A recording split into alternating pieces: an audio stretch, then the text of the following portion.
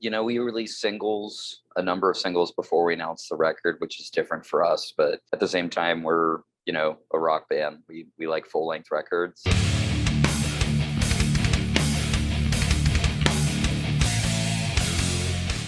Ghost Cult Magazine is honored to welcome in Mike from The Devil Wears Prada. How are you doing? I'm good. Thank you for having me, friend. Thanks for being here. It's a real pleasure. It's been a long time. We chatted with the band many moons ago for previous albums. There's been a lot of stuff going on in the time between in the world. We were super big on the Zombie 2 EP, the Z2 EP. It was really a refreshment from the hell of the world. We often retreat to music for comfort. I imagine it's the same for you guys who also make the music. That is true. That is true. COVID has been a lot of fun. Right. We've all had to adjust, and we're still adjusting. I'm so thrilled you're back on the road doing what you do. All of my favorite Devil Wears Prada experiences have been live ones. I enjoy the records, but I really feel like live is where the band really shines and does its thing. And my memories of the band are always on a stage under the hot lights. Thank you. We've certainly always prided ourselves on putting up a good live experience and whatnot. And yeah, it's amazing to be at. We're playing both zombie EPs on tour right now, a bunch of sold out shows. It's amazing. So we're grateful to be back doing what we do. Right on. And this new album, Color Decay, which we're going to unpack in a second, is fantastic. And it really does, it almost encapsulates every little nuance of the band. I think it's a very ambitious but very well accomplished record. Thank you. I've been kind of, I don't know, it's not about getting outside of our sound, it's bringing more in, the way I visualize it. So the feedback's been lovely, and we look forward to fans and listeners all being able to hear this thing in a few weeks. Right, it's a few weeks away, September 16th on Solid State Records. Let me plug the album so the label and the publicist don't get mad. But really exciting. I always feel like you guys come through very well. I know the music industry is going through changes. There's a lot of arguments and complaints about, do you just drop an EP or an album as a surprise? Do you slow build it up like a boil over a few months? But it seems like you guys always do more or less the traditional route. And I think that still applies in a good sense in terms of streaming, in terms of physical, kind of a staggered approach is probably what's best and needed. Yeah, we released singles, a number of singles before we announced the record, which is different for us. But at the same time, we're, a rock band. We like full length records, and it's not a matter of only singles per se. But yeah, the rollout's been really fun. We love Solid State Records. They're absolutely killing it for us. And it's a pleasure working with them. So yeah, no complaints on that end for sure. They are having a banger year as a label, by the way. They have had countless great releases. I don't know if they just saved them up. I know there's a lot of stuff like, things that didn't get to come out during the pandemic are coming out now. Other things that were already planned are also coming out now. So just like touring, it's a big bunch up, like almost a pile up in a good way. For sure. It's, it was definitely kind of building up at the drain there as far as getting out and being able to do this again. And, a lot of musicians, when you can't tour, it's like, what else are you going to do but make fresh music? It felt like a bummer. It felt like many artists, it felt like we were slighted, or our last record, The Act, was kind of cut off prematurely due to the pandemic. But, complaining about it certainly does no good. So we're just grateful to make the most of what the lockdown was, make the most of celebrating the zombie EP and writing new zombie songs, and then just carrying that momentum, carrying that mindset into writing what is now Color Decay. Excellent. And I will also say that the zombie EP itself was great. And it's weird that we're like, it's like that meme. It's like, 20 years ago is a lot, or 30 years ago is a really long time if you're old enough. It's not that, it doesn't feel that long ago, but it is quite a long time. And as a band, it's cool that you can look back and also take that nostalgia, but also do something fresh and new with it. You guys did that incredibly well with Z2. I think the band is almost 20 years old, right? So this is, or at least 20 years old in terms of releases. So I think it's really interesting that, you're getting to this veteran status, but to me, it was like yesterday where you guys were like the awesome new band to get into and all this cool stuff. And now it's like, you guys have been around quite a bit now. I appreciate the kind words. Yeah, I guess that you can't really, I don't know.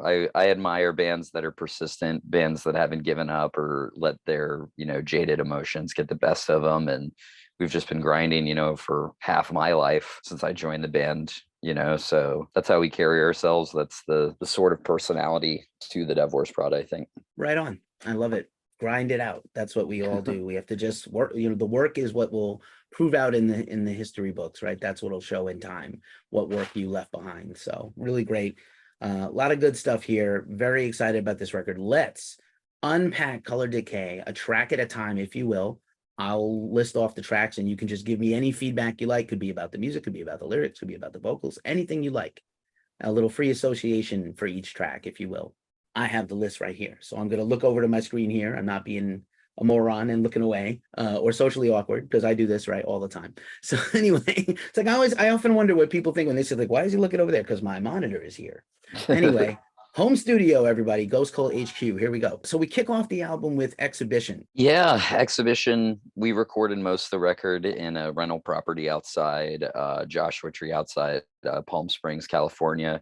I think about that song as being one that John wrote right off the bat upon our arrival. And basically the gist of the song, I wanted to make something a la Bleed American by Jimmy World, in terms of our consumption, in terms of our everything is being sold to you, or something is being sold to you all the time. That was my bit of spin on that. And trying to, the end of the song showing a bit of resistance and a bit of independence against the machine, if you will. I am so thrilled to hear you name drop Jimmy. What a great band. I'm super stoked to catch them on their upcoming tour. I might try to see them at Riot Fest. So super cool. Great band. The second track is Salt. Yeah, Salt. A number of these songs John wrote a lot of the lyrics, our keyboard player and producer. So I don't want to get too much into the exact specificities of what he was thinking. But I think like Salt alongside Sacrifice are both songs that show a certain level of defeatism and almost like surrender, as far as like, okay, I'm over it, just like, bury me further in the sand kind of thing. And that's what I get from Salt for sure. But an energetic song, one of the first singles we released, and I think it's got a lot of cool elements for Prada. I agree. That video was killer too. I believe Watchtower is next, and it's a short one. It is short. I think the biggest thing about Watchtower is it's almost like I don't know, it's a throwback for sure. Like it's a throwback to like early 2000s, mid 2000s metalcore and whatnot. John wrote the riff, and both of us as well as Jeremy have always loved Undoing Ruin by Darkest Hour, and that's John's kind of spin on some of those thrashy-ish riffs. Not that it's a thrash song by any stretch, but yeah, to me it feels like old like Ghosts Inside when I first heard those friends of ours. And it's a really get in, get out song. There's no time to slow down or anything. You get the goods, and that's that. I think the temptation for a lot of vocalists, so even if you get handed the lyrics to interpret, right, I feel like the tendency for a lot of vocalists, at least today, is let's fill up all that space. I have all this room to grow and go.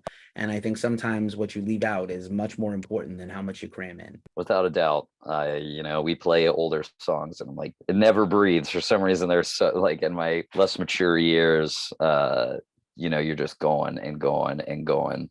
So the space that was really something Adam D from Killswitch invoked or instilled in me when we started working with him back for Dead Throne. Was like, when's the song gonna breathe? And it's like, good point. I think that that it's busy. There's a lot of vocals in there, but at the same time, I think Watchtower grooves for sure. Definitely slays. Noise is next. It was another early single. Indeed.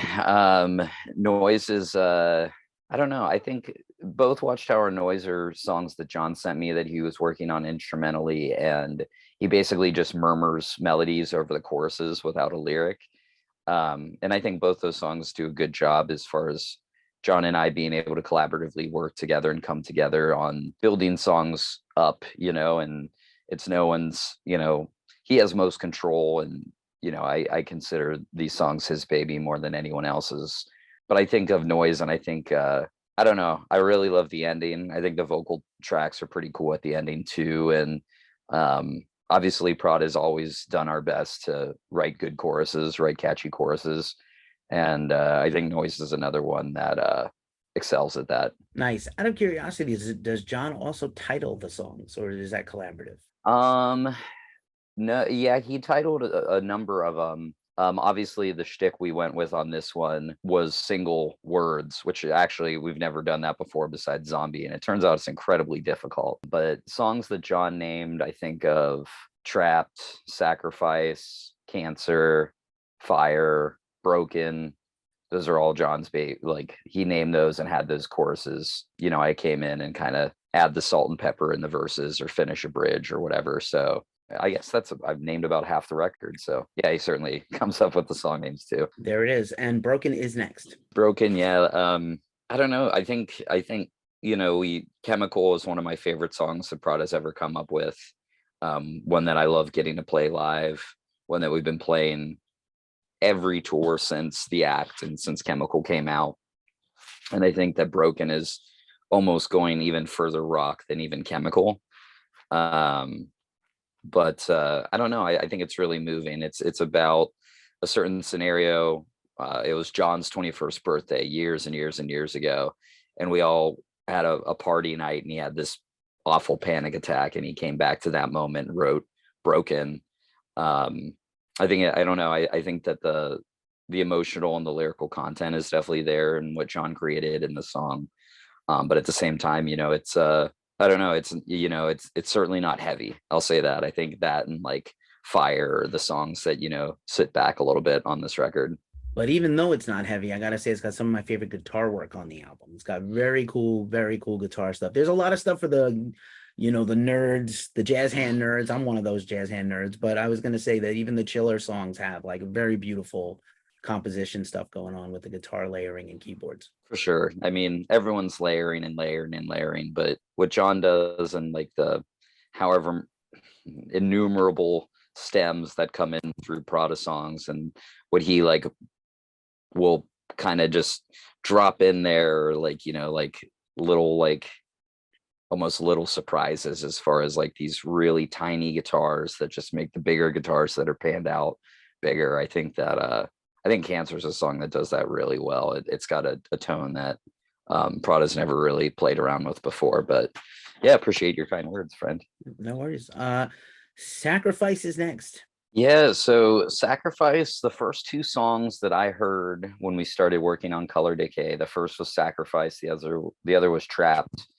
Honestly, I wasn't so blown away by Sacrifice. I had a good time. I think, as I mentioned previously, there's a certain level of defeatism in there that I think is interesting. I think is certainly a component to Color Decay, and the idea of the varnishing that occurs over time, and a loss of luster or gloss. But yeah, it's been crazy. We released Sacrifice, we finished the tour that got called off with COVID, and then we did a Beartooth tour, and now we're doing our first headline tour since 2019. And Sacrifice every night it's something special live. I never thought that a new song, and specifically Sacrifice, not to say it's like a trash tune, but it goes over very well live, and I'm certainly grateful for that. And it's certainly a fun one to play. Right on. The next track is Trapped. Yeah, so Trapped is again the second song I had heard when we started doing this, and I think it's my favorite personally from the record. Jeremy and John recorded that chorus, and when it got sent over to me, just that demo, I was like, I think it's one of the best, if not the best chorus. Cancer's up there too, but it is just a hook. I think it's the whatever key or within whatever range it is for Jeremy, I think it just really excels. And I'm certainly a big fan of that song. It was a real pleasure to write out the verses and to fill in the idea of trying to help someone that's struggling. And kind of like the idea I kind of put to it was like almost like helping a struggling partner when you're kind of over the honeymoon phase after might first start dating someone or seeing someone. And but yeah, all in all, that's my favorite tune on Color Decay. Nice. Thanks for sharing that. Time is the next track. Yeah, I mean, I think it's probably most cliche topic is to write about time. All the same, I find myself always coming back to it, and certainly as you get older, as I have, coming through my mid-30s now, and the fact that some days feel like they take so damn long, and then at the same time you finish a 6 week tour and you felt like you just started it. So it's the elasticity of the concept, and obviously it plays into our existence. And on a more environmental front, I wanted to use the way we're wrecking the earth to kind of to paint a picture of the fastness and the ultimate slowness of time. It's kind of wild that the not to harp on this, but it's kind of wild that during the heart of the pandemic, because I don't know that we're out of it fully, but during the heart of it, it actually helped the earth a little bit because it was less commuting, less, not much commerce, and less things traveling the world and sucking up gas and things like that. So very interesting. Next would be 25, the one not single word title on the album. Well, it's hyphenated, so Yeah, that's yeah, as so much close as I more. can. 25 is a song I've said before, and I will never want to listen to it again. It's certainly the most cathartic song for me about a breakup that I went through, a long-term relationship I had that ended during the pandemic. And I've written about breakups on like Dead Throne and whatnot, and this one was just a really hard one, and kind of examining different angles of the subject and the way that things ended and whatnot. And yeah, I again, sounds terribly banal, as you mentioned, but like I really poured myself into that one, and I really never care to visit again. But the other guys say it's great and they love it, but I'll pass. Sometimes you got to get out the poison and then never look back. That's what you Hmm. got to do. Fire starts the descent to the end of the album, the close, right? Fire. Honestly, I mean, obviously it's a slower tune, same as, it's back a little bit, the same as like kind of 25. 25's big at the end, I guess. But um honestly, I don't I wrote very, very little of Fire, and it was for a different song, or a different rendition of this song, actually, for the act. And then at some point, John and Jeremy just morphed it or contorted it into what it is now. I think it was really based off of my sort of spiritual descent at the time, and my loss of religion over the past number of years. And I think Jeremy and John just kind of took it and put it into what it is here. But I think it definitely has a lot of the like pop elements John likes to sample with, especially with Jeremy's voice there. But um I think one thing I really love about that, we were talking about it the other night, was, again, we had this rental out in the middle of the desert for tracking vocals and guitars. Drums were all done in studios, and John was kind of just finishing that song, and he wrote this weird solo that it's very unsettling solo that ends the song. And it's hardly even like it almost doesn't sound like much of a guitar at all, but it was really just like a one take type thing of John bending, and then Mason, our bass player, throwing in all these pedals and morphing the pedals, and it just makes something that, I don't know. It's just like a lead that you don't hear very often. And a lot of the times, Kyle, our guitar player, writes the leads, but that was one where I think Jeremy was around too, but I remember just sitting there and letting Mason and John go with it on that guitar, and I really appreciate that moment. Very cool. Hallucinate is the next to last track on the album. Hallucinate's also a favorite of mine. It was actually an unfinished demo for Z2 when John and Kyle were riffing around and making the second batch of zombie songs. But um, I was reading a novel by the newest novel by Carl of Nosgard, and it's called The Morning Star, and the precipice the theme includes many different characters and different perspectives and all the workings within this Norwegian town.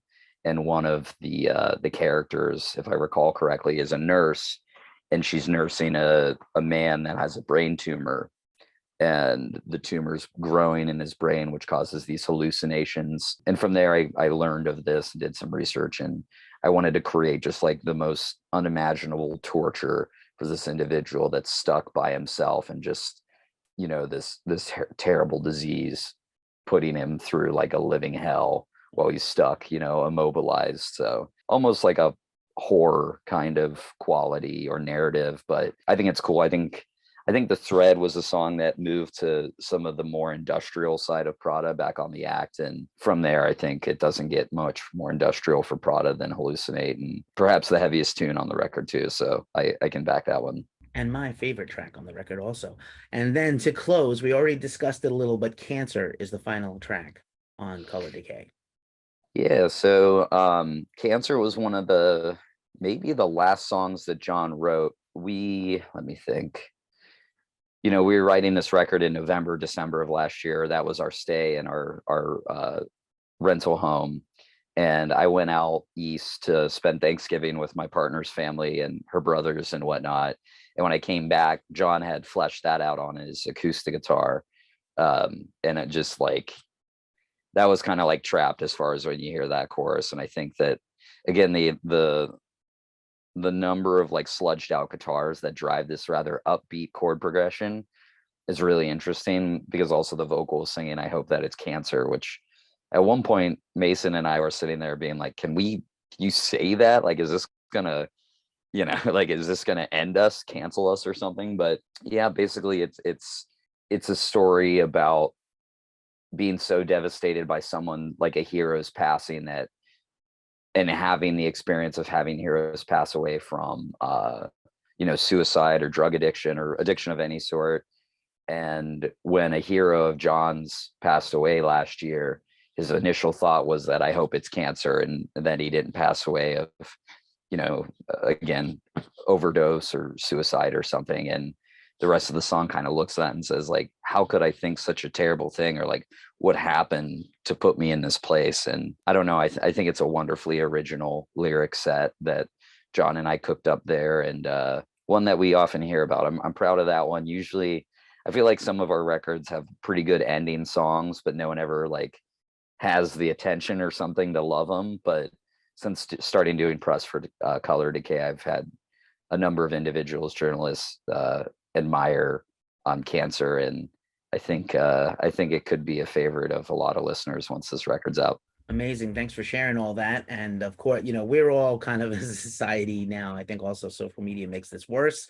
Whenever somebody is unexpectedly trending, we immediately like, oh, I hope nothing is wrong. And Right. and then if something is wrong because we're, a lot of our heroes are either hitting that generational thing, or yeah, we've lost a lot of a lot of peers and heroes way too young this year, especially. And I think about Travis Denard of Black Dahlia Murder in particular, but just it's so hard, and it's just again, you're always left with a loss of any kind, and they're left with a loss, families, friends, not just bands, not just music. So tough stuff, but we're going to turn these frowns upside down. You guys have turned in a fantastic record, and it has really been a pleasure to catch up with you and unpack this record with you. Color Decay comes out September 16th on Solid State Records.